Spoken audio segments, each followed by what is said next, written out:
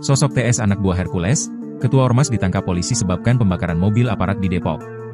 Ditangkapnya TS Ketua Ormas di Jawa Barat menjadi penyebab 3 mobil polisi diserang dan dibakar massa. TS ditangkap polisi dalam kasus tindak pidana perusakan dan kepemilikan senjata api.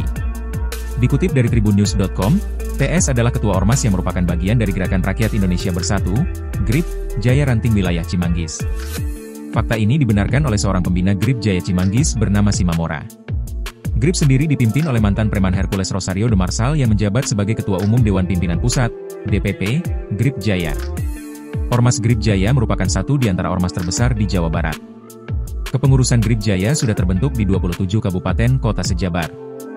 Mereka mengeklaim sudah memiliki 200.000 anggota yang sudah ber-KTA dan 200.000 anggota yang KTA-nya masih dalam proses.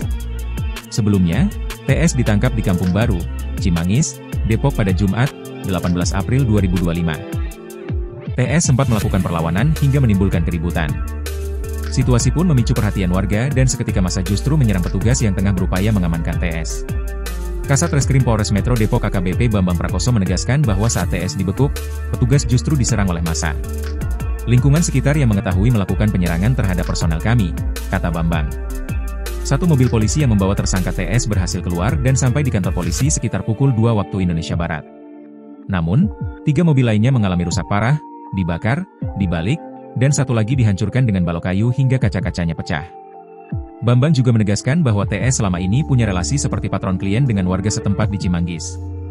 TS juga dikenal punya pengaruh yang sangat kuat di wilayah ini.